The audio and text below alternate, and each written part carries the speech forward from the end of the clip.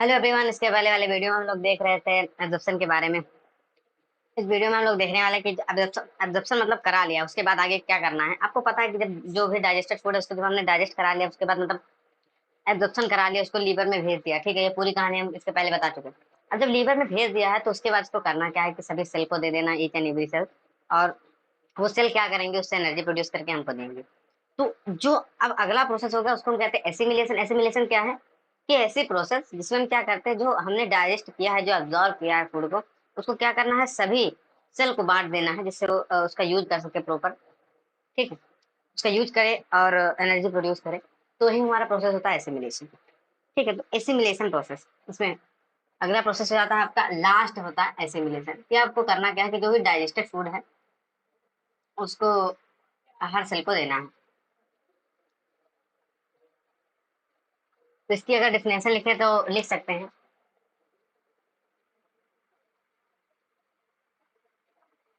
Process through which the digested,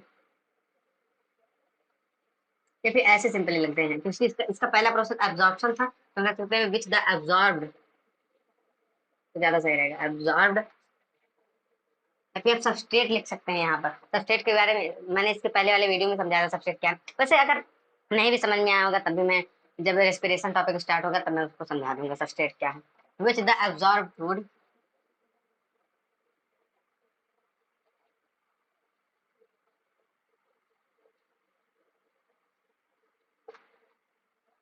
ये जो process होती है इसको हम एसिमिलेशन कहते हैं। कि मतलब जो हमने फूड जो था इसको अब्जॉर्ब करा लिया, जैसे अमाइनो एसिड था, ग्लूकोज था, फैटी एसिड, ग्लिसरॉल था, तो इसको हमको हर सेल को देना जिससे वो इसके प्रॉपर यूज में आ सके।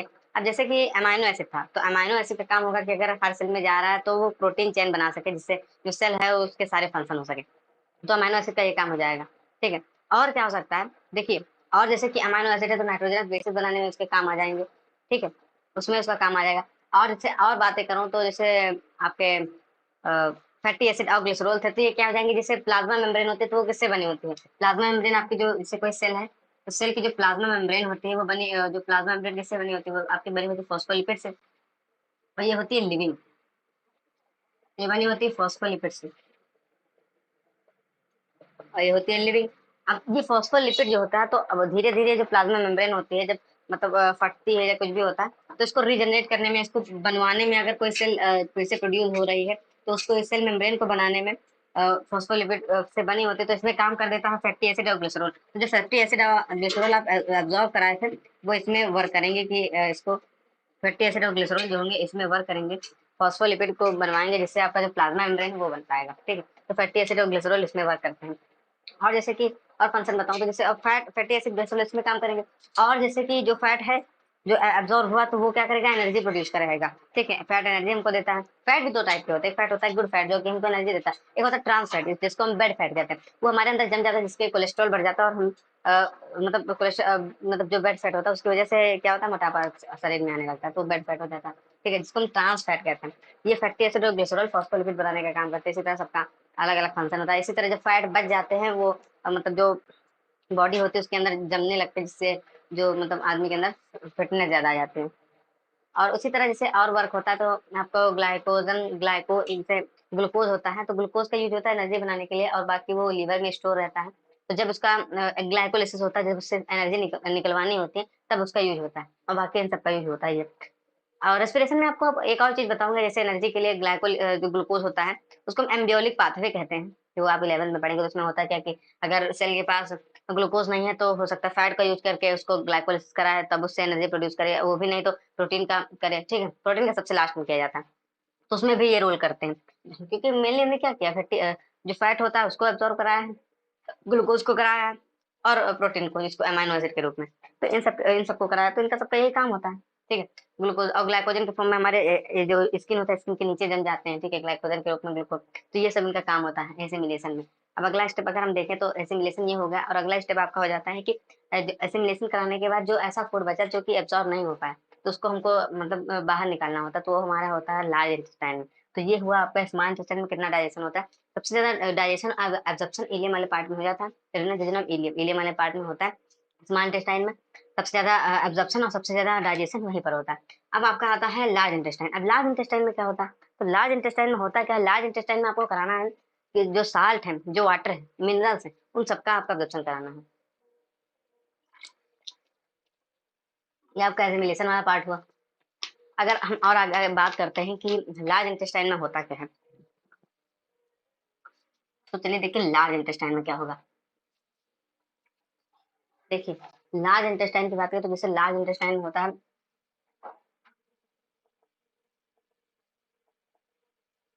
लार्ज इंटेस्टाइन में जो मतलब आपके जो साल्ट बचे हैं और मिनरल बचे हैं जो मतलब अनडाइजेस्टेड जो डाइजेस्ट नहीं हो पाए, उनको आपको एब्ज़ॉर्ब कराना है। इसमें सबसे पहला पार्ट आपको मैंने 3 पार्ट बताया था, सीकम, कोलन, रेक्टम। अब कोलन के भी कई पार्ट होते हैं, ठीक है? सबसे जो स्मॉलेस्ट पार्ट होता है वो सिग्माइड कोलन का जो मतलब होता है, ठीक है? तो लार्ज इंटेस्टाइन में ये तीनों पार्ट होते हैं। अब देखिए जो सीकम वाला पार्ट होता है वो सबसे छोटा होता है, उसमें सिम्बायोटिक रिलेशनशिप बैक्टीरिया होते हैं, ठीक है? वो क्या करते हैं, वो डाइजेशन कराने में वो भी हेल्प करते हैं। लार्ज इंटेस्टाइन में और आप एक और पढ़े होंगे सीकम के नीचे ही बिल्कुल वर्मीफॉर्म अपेंडिक्स आपको बताया था जो कि वेस्टिजियल ऑर्गन होता है। हर्बीवोर्स में तो एक मतलब वर्क करता है कि जो सेलुलोज होता है उसको तोड़ने में, लेकिन हमारे हम लोगों में तो एक वेस्टिजियल ऑर्गन है। तो लार्ज इंटेस्टाइन में आपको ऑब्जर्व जैसे कि आपका साल्ट हो जाता है, साल्ट बच जाता है, साल्ट को आप ऑब्जर्व करा सकते हैं, NaCl, और बहुत सारे इलेक्ट्रोलाइट होते हैं उनको भी ऑब्जर्व कराते हैं। मेनली तो उसमें वाटर होता है, और जो अनडाइजेस्टेड होता है उससे वाटर एब्ज़ॉर्ब हो जाता है, क्योंकि अगर अगर वाटर एब्ज़ॉर्ब ना हो तो मतलब वाटर की कमी हो जाएगी। तो इसमें साल्ट वाटर इन सब का एब्ज़ॉर्प्शन होता है, बहुत सारे ड्रग्स होते हैं उनका एब्ज़ॉर्प्शन होता है। और बाकी जो डाइजेस्टेड होते हैं वो फीकल मैटर के द्वारा हमारे शरीर से बाहर निकल जाते हैं। तो ये मतलब रेक्टम के द्वारा निकलते हैं जो करीबन 17 से 18 सेंटीमीटर लॉन्ग होता है। उसके बाद जो हमारा लार्ज इंटेस्टाइन होता है, तो लार्ज इंटेस्टाइन के 3 पार्ट होते हैं, मैंने आपको बताया सीकम, कोलन, रेक्टम। जो कोलन होता है उससे पास होता है फूड, उसमें भी descending colon, ascending colon, transverse colon और सिग्माइड कोलन 3 टाइप के होते हैं। 4 टाइप है सॉरी। और जो सबसे लास्ट वाला पार्ट होता है वो होता है रेक्टम। रेक्टम में लगभग 2-3 घंटे के लिए जो वेस्ट मैटर होता है वो स्टोर होता है। उसके बाद रेक्टम के बाद एनएस से वो सीधा बाहर निकल जाता है। ये पूरी डाइजेशन की कहानी हो गई। अब इसके अगले वाले वीडियो में हम रेस्पिरेशन को देखेंगे, क्योंकि रेस्पिरेशन में बहुत वो होता है, क्योंकि ब्रीथिंग और रेस्पिरेशन एकदम सेम चीजें होती है, लेकिन इसमें हम कह सकते हैं जैसे ब्रीथिंग है तो ब्रीथिंग और रेस्पिरेशन में अंतर जनरली अगर 10th के लेवल में देखें तो यही बता देते हैं कि अगर हम सांस को ले रहे हैं छोड़ रहे हैं तो ये ब्रीथिंग है, और अगर जो हम ब्रीथिंग कर रहे हैं कि मतलब ऑक्सीजन अंदर जा रहा है और उसका पूरा यूटिलाइजेशन हो रहा है एनर्जी बनाने के लिए, तो वो होता है रेस्पिरेशन। लेकिन ऐसा नहीं है, हम ऐसा भी कह सकते हैं कि जो ब्रीथिंग है वो भी एक रेस्पिरेशन है। अब इसमें आप कंफ्यूज हो जाएंगे कि ब्रीथिंग कैसे रेस्पिरेशन है, तो इसमें डिफरेंस क्या हुआ? तो ब्रीथिंग भी कई टाइप के होते हैं, जिसमें एक्सटर्नल ब्रीथिंग होती है, इंटरनल ब्रीथिंग होती है, सेलुलर मतलब सेलुलर रेस्पिरेशन। ये एक्सटर्नल रेस्पिरेशन के 3 टाइप होते हैं। देखिए पहले होता है एक्सटर्नल रेस्पिरेशन, दूसरा होता है इंटरनल रेस्पिरेशन, तीसरा सेलुलर रेस्पिरेशन। सेलुलर रेस्पिरेशन तो मेनली परफेक्ट रेस्पिरेशन होता है उसके, जो आप अभी से सुनते आए हैं। लेकिन ये भी रेस्पिरेशन होता है, जैसे एक्सटर्नल रेस्पिरेशन को हम वेंटिलेशन भी कहते हैं, जिसको आप ब्रीथिंग में कह देते हैं। और जो इंटरनल रेस्पिरेशन होता है, जब क्या होता है कि जब ब्लड जो होती है, ब्लड ऑक्सीजन को एल्वियोलाई से उठाती है, तो वो हमारा हो जाता है इंटरनल रेस्पिरेशन। तो जो एक्सटर्नल रेस्पिरेशन उसी को आप वेंटिलेशन कहते हैं, और उसी को जो इन्हेलेशन और एक्सहेलेशन आप करते हो वो उसी के द्वारा होता है, तो वो परफेक्ट ब्रीथिंग होती है। यानी एक्सटर्नल रेस्पिरेशन ही आपका ब्रीथिंग कहलाता है, तो वो भी एक टाइप का रेस्पिरेशन ही हुआ। तो अगर कोई आपसे पूछता है कि रेस्पिरेशन क्या है, तो आप उससे पहले पूछिए कि अब एक्सटर्नल रेस्पिरेशन पूछ रहा है या इंटरनल रेस्पिरेशन पूछ रहा है या फिर सेलुलर लेवल का रेस्पिरेशन पूछ रहा है, क्योंकि आप ऐसे डायरेक्ट नहीं बता सकते कि रेस्पिरेशन है क्या। रेस्पिरेशन अगर कोई पूछ रहा है तो उसको डिफाइन करने के लिए आपको उससे ये पूछना पड़ेगा कि आप किस टाइप का रेस्पिरेशन की बात कर रहे हैं, सेलुलर की या एक्सटर्नल की, क्योंकि एक्सटर्नल जो होगा वो आपका ब्रीथिंग में आ जाएगा, और इंटरनल की तो उसमें सिंपल है कि जो ब्लड हो रहा है वो ऑक्सीजन ले रहा है एल्वियोलाई से, तो आपका इंटरनल हो जाएगा। और सेलुलर रेस्पिरेशन की बहुत बड़ी कहानी, उसमें हमको जैसे ग्लाइकोलिसिस, कैसे ग्लूकोज को तोड़ना है 3 कार्बन की चेन में, इसी तरह बहुत सारे प्रोसेस है, क्रेब्स साइकिल वगैरह उसमें आते हैं, इलेक्ट्रॉन ट्रांसपोर्ट चेन आती है जिससे आप एनर्जी बना सकते हैं, तो वो बहुत बड़ा प्रोसेस होता है सेलुलर रेस्पिरेशन।